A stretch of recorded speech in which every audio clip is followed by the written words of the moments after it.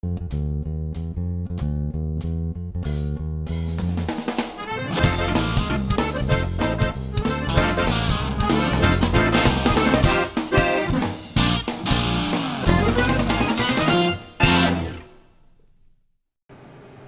to What's Cooking, New Ulm. I'm Rebecca Fliszar, the dietitian with the Heart Speed Back Heart of New Ulm project, working to reduce and eventually eliminate heart attacks in the 56073 zip code. Well, tonight we have a great guest with us. We have John Knisley. Thanks for coming in, John. Thanks for having me. Yes, and John is one of our local CSA owners and one of our participants at the farmers market. So we're going to talk about that a little bit as we get going. But first of all, let's find out what your recipes are and what they all include. Okay, well, the first recipe I'm going to put together I like to call the root cellar roasted vegetables, and basically all the vegetables that we'll be using for this recipe would have been harvested in the fall and stored all winter in the root cellar. So that'll be the first one we'll do. The second one will be a summer cucumber salad, which again, all the vegetables for that one could also come from a local farm around here. Great. So what do you all have? We've got parsnips, we've got carrots. What else will we be using here? Well, for the roasted vegetables, you have the parsnips, which I must recommend to anybody. If you haven't tried parsnips before, they're just amazing. We have potatoes, garlic, we have carrots, onions, and then rosemary for this first recipe. So John, if I were to purchase a membership in a CSA, all of these could come in my box at some point. Is that right? That is correct. We grow all of these things that are out here except the lemons. Okay. And the garlic, this is slightly different. In Minnesota, you grow typically hard-neck garlic, and these are soft-neck garlics. But you must try the garlic from Minnesota as well. It's quite amazing. Well, great. All right, so let's go ahead and start with the prep on this one. So what do we all need to do? Okay, so for prep on this one, it's fairly straightforward. First, gather up all your vegetables. You need 6 carrots. You need 6 parsnips, you need about 2.5 pounds of potatoes, you need an entire bulb of garlic, 1 large onion, and then some sprigs of rosemary. So start off with, before you get to any of that, make sure to wash all your vegetables off in the sink. Even if it is organic produce, you should still be washing that every time. Good. All right, go ahead. We'll start chopping up. All right, well, the first ones we're going to work with are the potatoes. Because these are going to be the first to go in the pot. So typically I just slice these in half lengthwise, slice it again, slice the half again lengthwise, and start cubing till you get about 1-inch cubes of the potatoes. Now, John, this is just a good sampling of what you would grow, but this is seems to be a pretty flexible recipe. So what other things do you think you could throw in here if you chose? What would be other vegetables you could suggest? Vegetables that you could throw in here? Well, you could try broccoli. You could try, let's see what else you might want to throw on here. Any of those aliums, so anything that tastes or smells like an onion, you can go right ahead and throw it in here. If there's some vegetables you like more than others, let's say you really don't enjoy carrots, well, then throw some more garlic in, or throw a few more parsnips in. Great. You can switch it up. Good. Now you're going to see that we're going to get a wide variety of nutrients in this dish. We're going to get our potassium in our potatoes. We're going to get a lot of our vitamin K in some of our foods. We're going to get the vitamin A from our carrots. So you're going to get a full panel on this dish, and yet it's going to be extremely low fat. We'll use very little fat in the entire recipe, and it's something that's going to be very filling and makes for a great side. So what do you think your total prep time and cook time on this is? Well, prep time for this, I would say, is about 15 to 20 minutes, and then the cook time in the oven is about 1 hour. So, sit back during that 1 hour and have a glass of wine or a cup of coffee or something like that.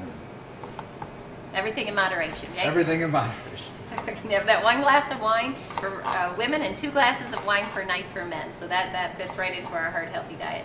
Now remember, as we follow the Mediterranean diet, we are looking for those 7 to 9 fruits and vegetables per day. This is going to give you a good 3 vegetable servings just by having this one dish. So you're going to be well on your way to making those goals. Remember, with the Mediterranean diet, we're going to also look for those good fats. So we're going to use things like olive oil in place of butter. And we're going to use our protein source on the Mediterranean diet is our nuts in places of our meats. So, the first things that are going to go into the pot are the boiling pot of water are the carrots and the potatoes. And again, with the carrots, if they're large carrots, say about this big around, you might want to cut those in half. Set those aside. But towards the end of the carrot, where you just have the little nub on the end, keep that whole. So now, John, where do you get your cooking skills? Me?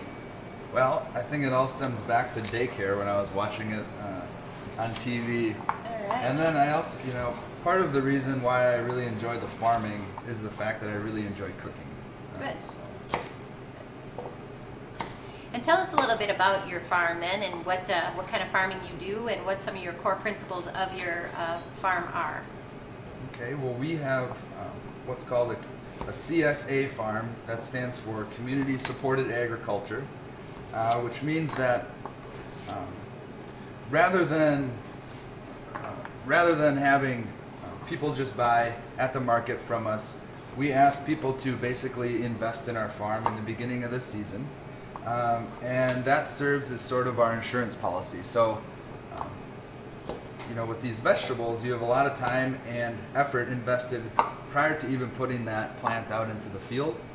So, having people buy a CSA share, they share the risk with us in our farming. So, let's say all of a sudden, in June, after we've planted everything outside and we have a super large hailstorm and everything gets wiped out, well, we have to start back at square one, and that costs a lot of money and it takes a lot of time. So now, on the flip side of that, with a CSA, you do take the risk of having a crop loss, but on bumper year crop, you're going to reap the benefit of that as well, correct? You bet. Yeah. So that is an investment not into just your farmer, but in your local economy. We're keeping our vegetables local. You're going to get the best amount of nutrients when they're grown locally, so you're going to have a great dinner with things that maybe just came out of the ground that morning. So it's worth the investment. You do take the risk with the farmer. You definitely have to know your farmer and trust your farmer that they're doing the best job that they can. But when the crop is good, that comes back into your yield as well. That's right. And when she mentions fresh, she's absolutely right. Us, like other CSA farms around here, when you get your food that night or that evening, typically that's been harvested that morning. So it's about as fresh as you can possibly get. And each day that a vegetable has been picked, each day from the date of picking, we do lose some of our nutrients. So you're going to take that best nutrient profile that first day out of the field. So just one more reason to get out there, either purchase a CSA membership or shop at your local farmer's market. So John, do you have one share, or what is the cost for that, or what are your other purchasing options? Well, with our farm this year, we're doing 12 CSA shares. And a CSA share basically, it costs $450 for an entire share, but that will give you 18 weeks of produce throughout the summer. One box a week will be either delivered to your house, or you can pick it up from one of our drop sites, or pick it up from the farm itself. Now, how many people would that box feed? So if you're 18 weeks and $400, so how many people do you think that covers? So on an average year? I would say what we plan on, at least, is that entire box each week would feed a family of 3 for the entire week. Typically, though, what you see is it's a lot more than that. I would say it's more along the lines of 5 Great. people. So that when you break it down in those terms, that's really a great deal, especially when you look at the quality of the produce that you'll be receiving. Now, do you have half shares? Do you have any other options? We do. We have another half share option this year for those people that are either a single person, or there's only 2 people in the family, and that way you get a little less food, but over that entire summer season. So you get all the variety that everybody else gets that would have a full share. Okay, great. So these are ready to hit the boiling water. That's right. So we have the boiling water back here, and what I'm going to throw in there are the carrots and the potatoes first.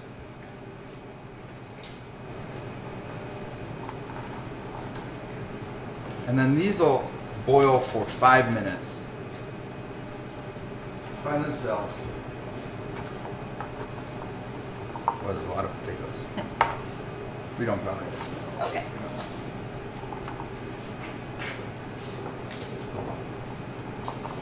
Now you can see that you're going to get a lot of variety in our color, and that's usually what we're looking for when we're consuming our vegetables. So we're starting with some of our whites. They're going to have a different nutrient profile than the oranges, and as we move through, we're going to keep adding to those nutrients that we're taking in. So in the next 5 minutes, while these potatoes and carrots are boiling, we cut up the parsnips, so those are ready to go in. After 5 minutes, those will go in there. But in the meantime, we can get the rest of the recipe ready. That's a lot of R's in them. So we can break up our garlic bulb. So just as a reminder, when we break up our garlic, we're starting with a bulb. We're breaking this down into a clove. These are going to be your cloves. If you're already buying the minced garlic, one small clove like this equals about 1 teaspoon of our minced garlic in the store. So if you're not really interested in taking the time to break these down, you can buy it that way as well. This is obviously more fresh. It's going to have a little bit more flavor to it, but you can cheat that way if you like. Peel those off. So John, you have a kind of a unique thing at your farm. Can you tell us a little bit about what heirloom farming is? So we raise what they call heirloom vegetables, which mean that basically these vegetable varieties have been passed down for a long period of time. Typically it's over 40 years. But I know at our farm we have plants growing out there, or we'll have this spring that George Washington had at his farm. So these are centuries old. Not only that, some of the corn varieties that we grow out at our farm for flour are from Native American tribes that are around this area as well. So they're well suited to the climate, and that's about as local as you can get. Yeah, so how do you come across those?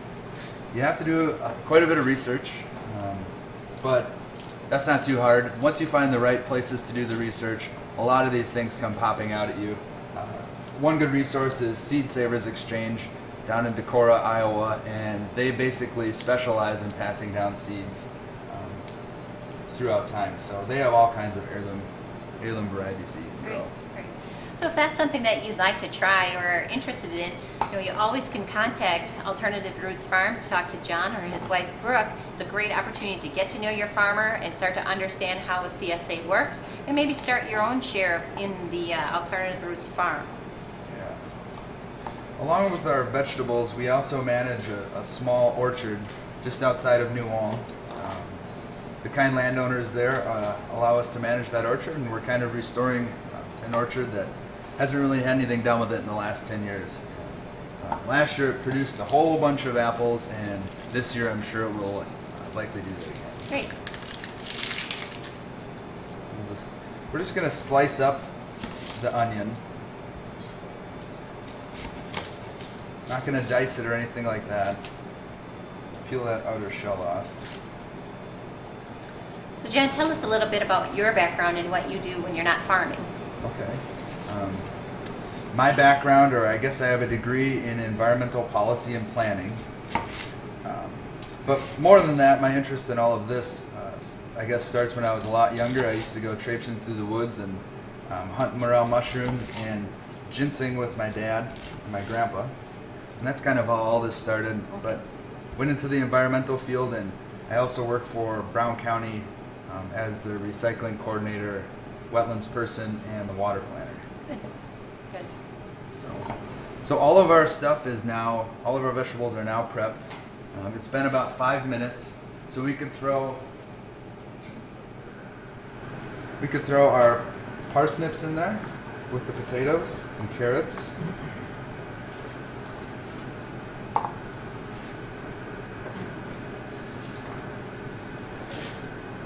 And just kind of let that sit for, you leave the parsnips boil in there with the carrots and potatoes for 4 more minutes. All right. Good. All right, so tell us a little bit more. I think you have a new endeavor that you're helping throughout the community as well, that you're working on a local co-op. So you want to explain that as we're waiting for your potatoes? Yeah, you bet. There is a group of us that have either all lived in a community or partake in a food cooperative. And what a food cooperative is basically it's a community-supported or member-owned food cooperative that basically gives access to things like fresh local produce, It gives access to organic food. It can do things like teach cooking classes, as well as provide space for other people who are interested in food or those types of things, a space in the community. Great. So how far are you in that process, or what can the community expect? And how can we help you? Okay. We are right now, we have a board formed.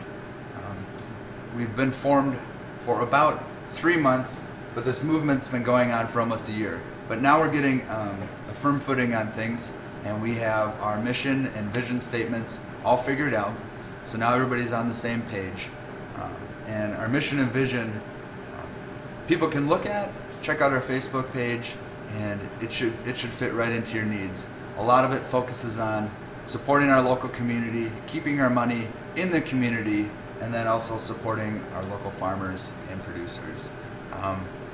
My goal is to have it open by the fall of 2014, but it's a long time coming.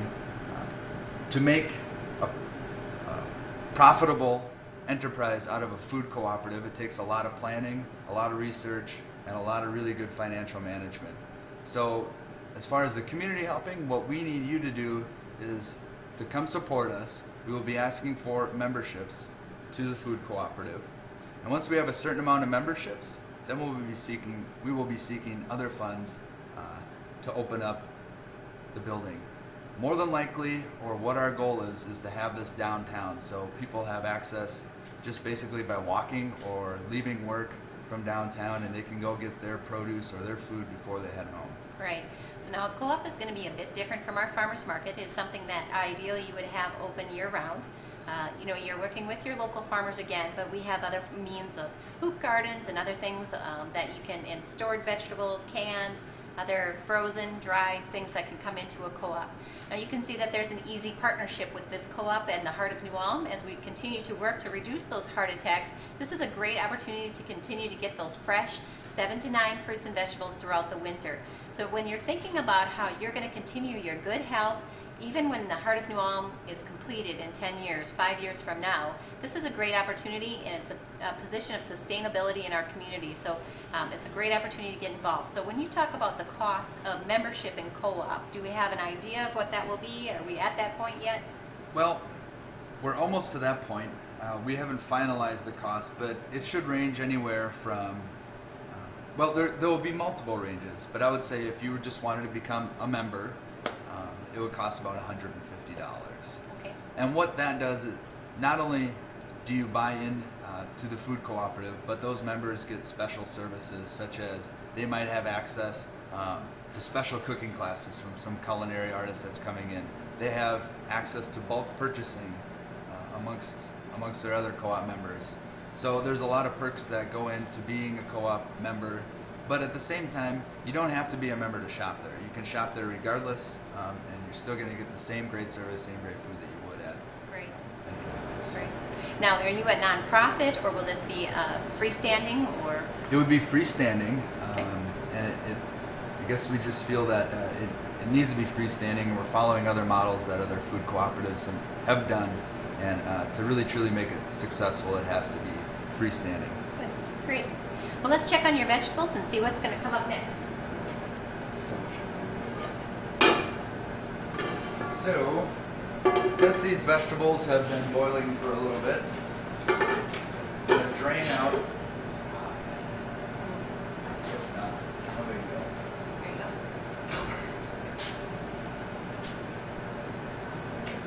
It's a big pot of water.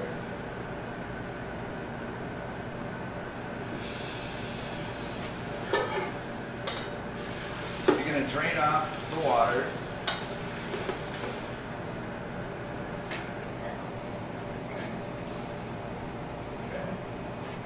Now here is truly the trick.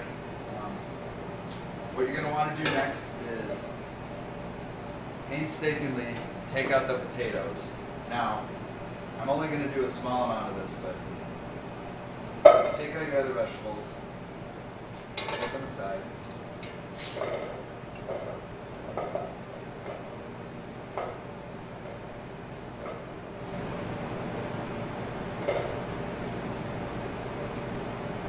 Take that. Most of your carrots out. Yeah, I got most of my carrots out.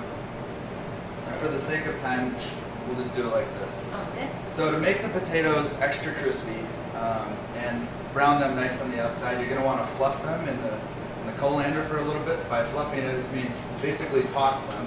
Okay. So it starts to kind of break down that outer shell, or that surface of that potato.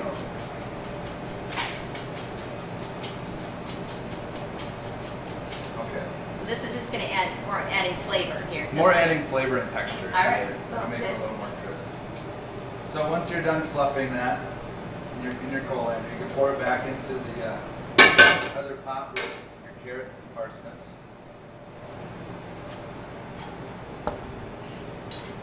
So we have our pot of vegetables, and now what you can do is you can throw in your garlic, leave them whole, I would suggest. Okay. Throw those in. You can throw your onion in that's been sliced up. And break it apart. And again, as I always mention, if there's one of the vegetables in here that you don't like or you would like a little bit more, go ahead and add those in. Jen and I did mention too that there's other vegetables that you could add in here. Maybe in season you could add a kohlrabi or something else that's going to add a different flavor. But it is to taste. The more vegetables we can get in this, the better. So that's right. So you're gonna, just like almost everything, you sprinkle with some salt and pepper.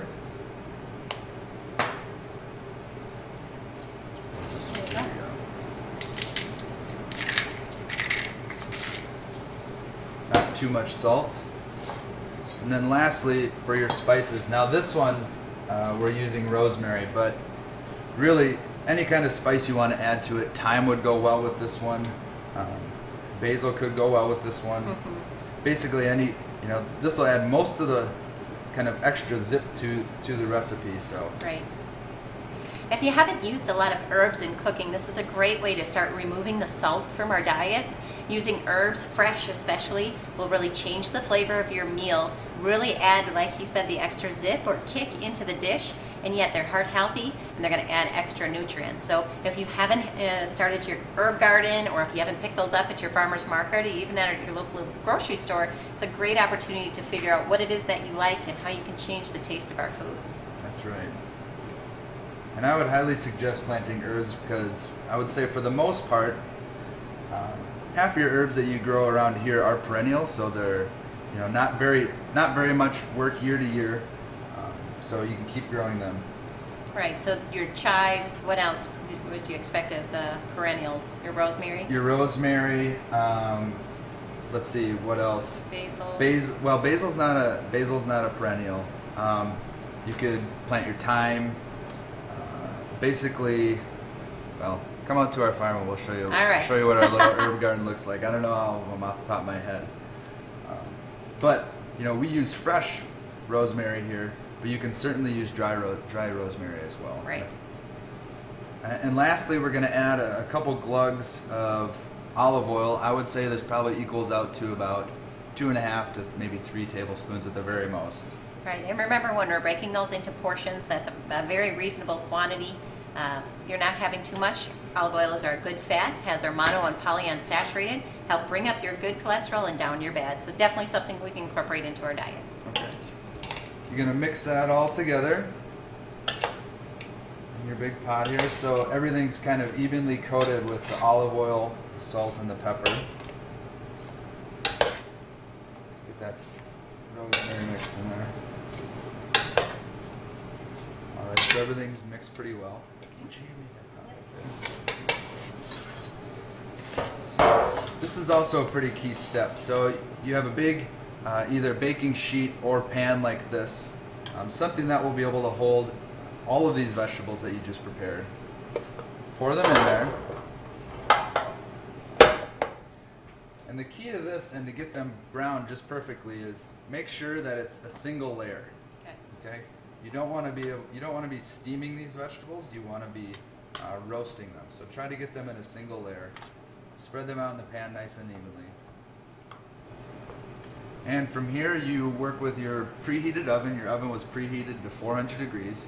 Okay. And then basically, this is ready to pop in the oven and sit in there for about an hour. Hold these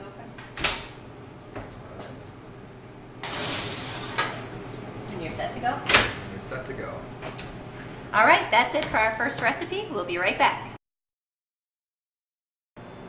Okay, we're back with John Knisley. We're about to make his second recipe. Why don't you tell us a little bit about this one and what ingredients we'll be using for this? Okay, again, this recipe, 99% of it can be coming straight out of your garden during the summertime. And I call it the perfect summer cucumber salad. So what you're going to need are two fresh cucumbers, salt, pepper, some lemon juice, olive oil, mint. Mint is a key ingredient. And then basically the other ingredients are up to you. I like to add red pepper flakes because I like the spice. But people add black olives, they'll add raisins, things like that. Great. And we'll use a yogurt for the base? Yes. Oh, sorry. And then for the base, instead of something like mayonnaise, we're going to use plain yogurt. And basically just a spoonful of the plain yogurt. That adds a little bit of zest too because there's a different taste to that. Now on that note, you can use plain yogurt, or if you're looking to add extra protein to this dish, you can go ahead and add a Greek yogurt. We'll have twice your protein. It's going to be a little bit lower in sugar. This one is going to be quite low as well. But if you are looking to add in extra protein, do try that. If you haven't tried a Greek yogurt yet, I like to say it tastes different. It's not better or worse, it's different. It's what you become accustomed to. It's a little bit thicker, but it's going to add a lot of protein and some extra nutrients into your dish as well. Okay. So this recipe is really simple, and you can make this while your vegetables are roasting. So what you're going to need to do first is just cut off the ends of your cucumber. Slice that cucumber lengthwise.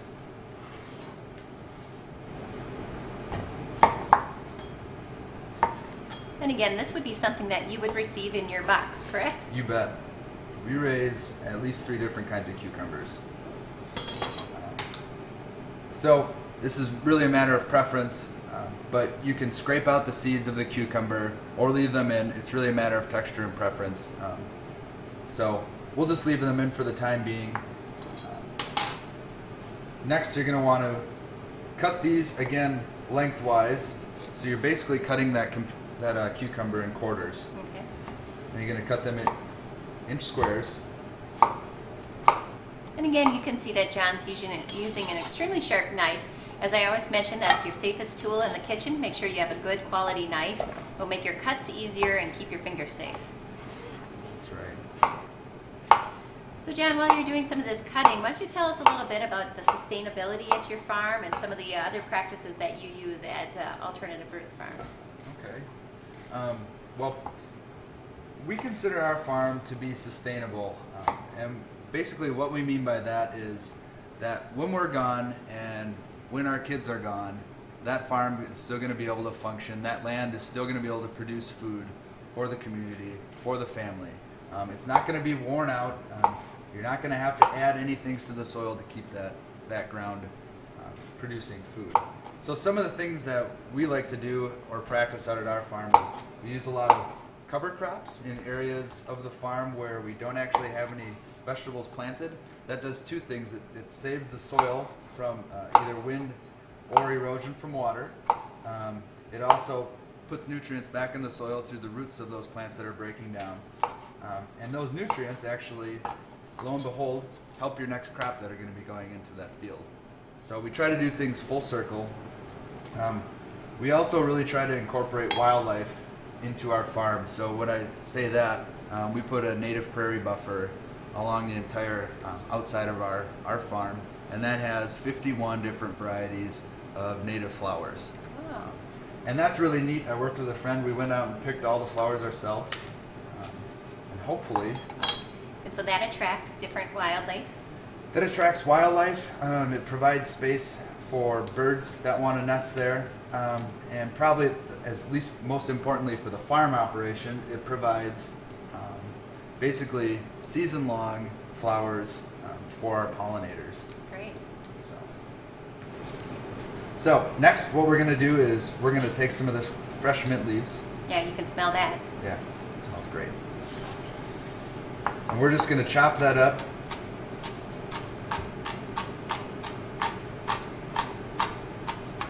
Nice and fine.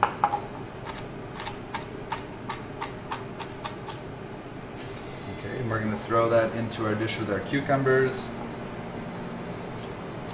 Then we're going to add a spoonful of the yogurt. I would say it's equal to about 2 tablespoons. You got that, open it. Oh. Delicious. What do we got to open that one up? Brand new. Brand new. Well, you know what? Let's do this easier. Instead of using that one. So do you have any fruits that you grow besides the apples? Yeah, we actually are growing plums, and we're growing apricots, as well as we planted this other shrub that's kind of new that came from Russia, and it's called hascap. And it's supposed to be the equivalent of kind of a blueberry type of flavor, but it's ready early in the spring. It's one of your first plants to bloom in the spring. Oh, that's great. So if you start CSAs, when do you expect your first box? Our first box is going to come out the first week in June. Okay, early. Yep. And it'll go from 18 weeks after that. So I added basically the equivalent of 1 whole squeezed lemon, and then I'm going to add my pepper in. So some of these unique things that you've been mentioning that you have on your farm, will those be available at the farmer's market, or is that only through your CSA? They should all be available through the farmer's market. Okay. We also do direct marketing too, so we put out a list to anybody that is interested in our farm. We put you on our email list, and then you can see what produce we have available that week. Okay. So whatever doesn't fill the boxes then is available for open commodity. That's right. Okay. And we great. did plan this year, though, to have extra room so we would have more openness to the farm, more access to the farm. Okay. So we planned it extra. I do have to say, though, the plums and the apricots are going to take a little while. They were just started last year. All right. So they were just grafted last year. And so how long does that usually take? That should take about 3 years before we start getting fruit. Wow. Okay. That's good to know. Yeah. It's when you plant an orchard, you plant a lot of investment and commitment to the land. Absolutely. I think, And you're located where? so.